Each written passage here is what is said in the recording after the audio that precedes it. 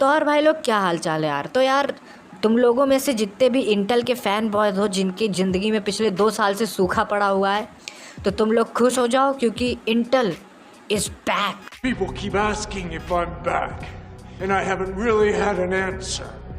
But now, yeah, I'm thinking I'm back. अब जैसा कि तुम लोगों को पता ही है कि भाई जो इंटेल के 11th जेन के CPUs आए थे उसमें शायद i5 11400F सबसे बेस्ट CPU था।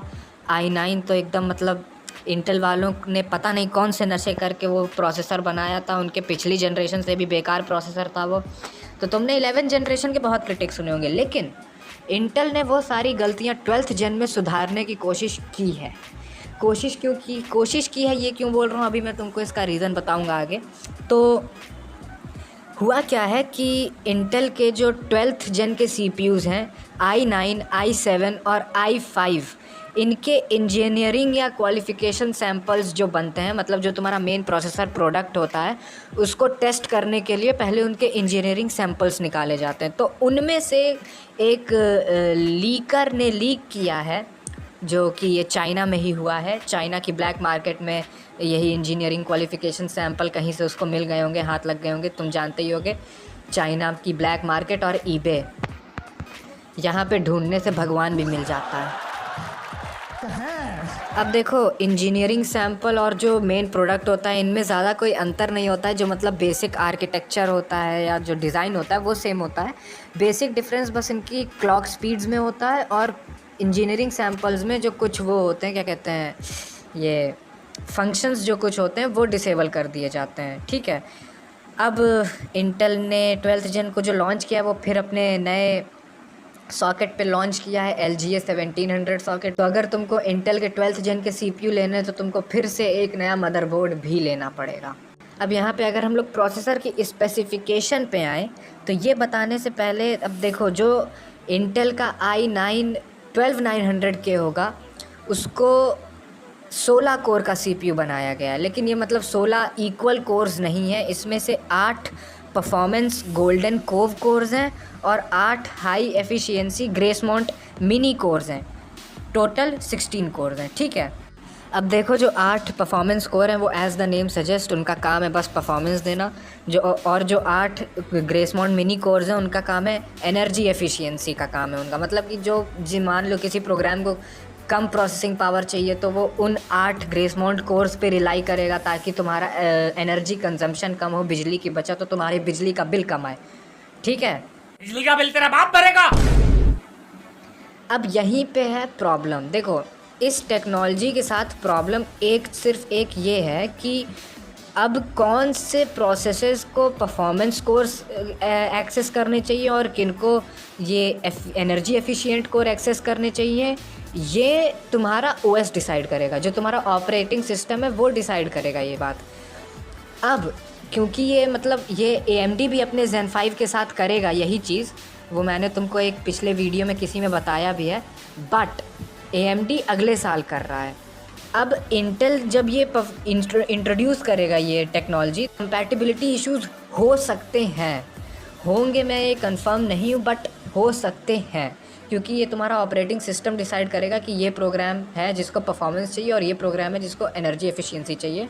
तो जो तुम्हारे डेवलपर्स हैं उनको इस पे पहले काम करना पड़ेगा। अब तुम जानते ही हो कि कोई भी चीज़ जो इनिशियल आती है उसमें दिक्कतें, बग्स, इश्यूज होते ही हैं, बाद में वो रेक्टिफाई कर करके सही की जाती है। तो जहाँ पे जो तुम्हारा 12900K है उसमें है 16 कोर्स एंड 24 थ्रेड्स।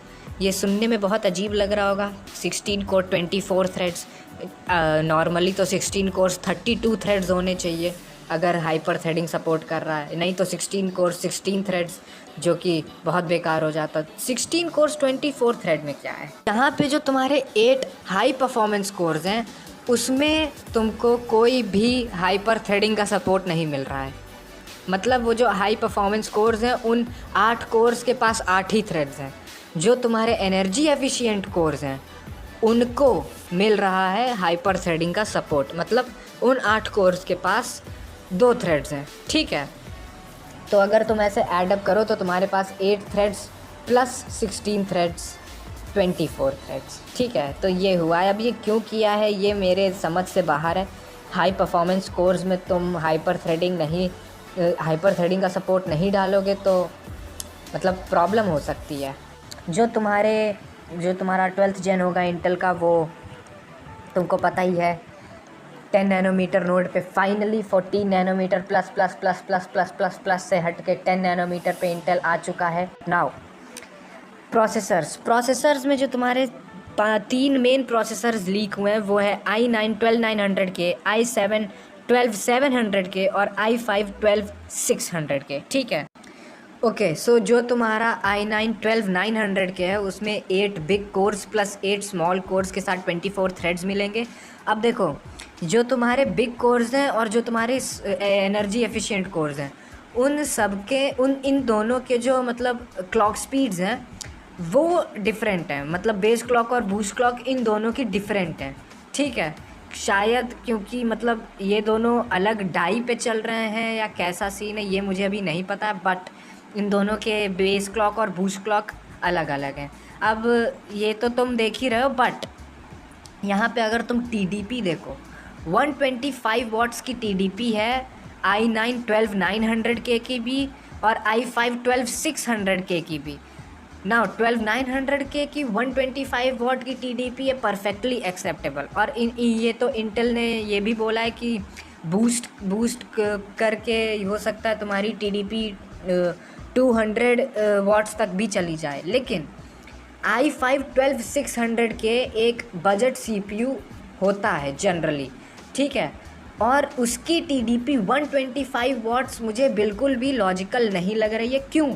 क्योंकि अगर कोई बंदा i5 लेगा, i5 12th जेन का लेगा तो उसका बजट टाइट है, मतलब वो बजट गेमिंग पीसी बिल्ड कर रहा है। ठीक है, अब ऑब्वियस सी बात है कि ये इनिशियली महंगा होगा लेकिन ये आता बजट गेमर्स के लिए ही है। तो वो बजट गेमिंग पीसी बिल्ड कर रहा है और वो फिर मदरबोर्ड भी उसी हिसाब से लेगा। i5 की जो TDP है 65 वाट्स की, तुम उसे मतलब गंदे से गंदे मदरबोर्ड के साथ चला सकते हो।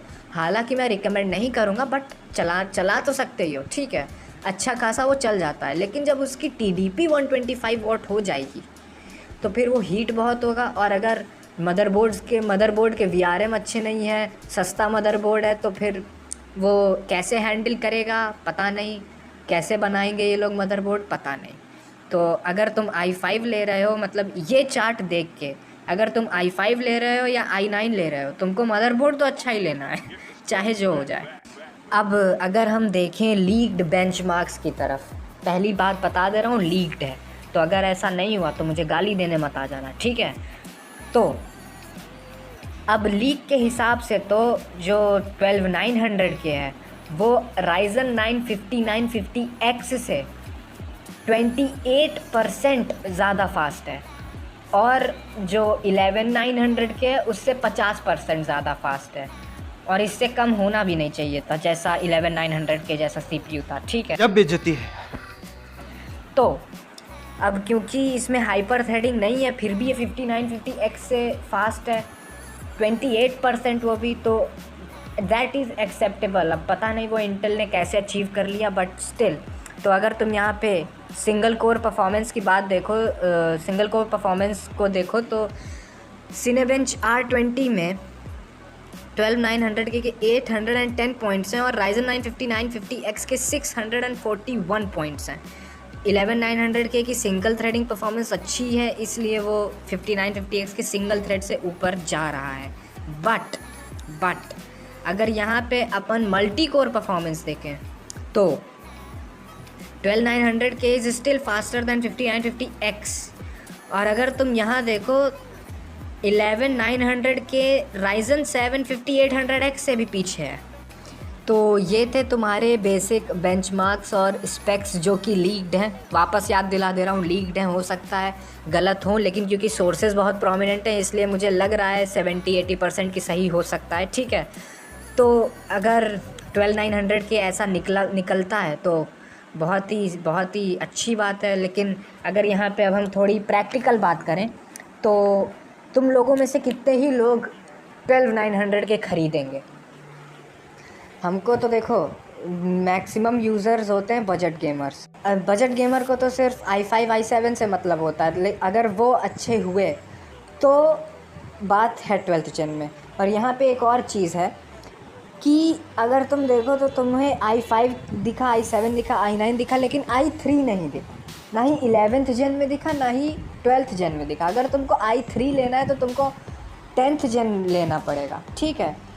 अब मैं चाहता हूँ कि इंटेल ऐसा ना करे, मतलब कि जैसे उसने 10th जेन में सारे CPUs निकाले थे i3 i5 i7 और i9 तक, मतलब एकदम लो से लेके हाई एंड CPUs तक, वैसा ही निकालना चाहिए। 11th जेन की तरह नहीं कि i3 स्किप कर दिया, क्योंकि i3 i5 और i7 को तो मास मेजॉरिटी में लोग खरीदते हैं। तो इसी के साथ भाई अगर वीडियो पसंद आए तो लाइक कर देना, ना पसंद आए तो डिसलाइक कर देना, कुछ गलती हो गई तो कमेंट में बता देना। मिलता हूँ तो अगली वीडियो में, तब तक के लिए टेक केयर, बाय बाय।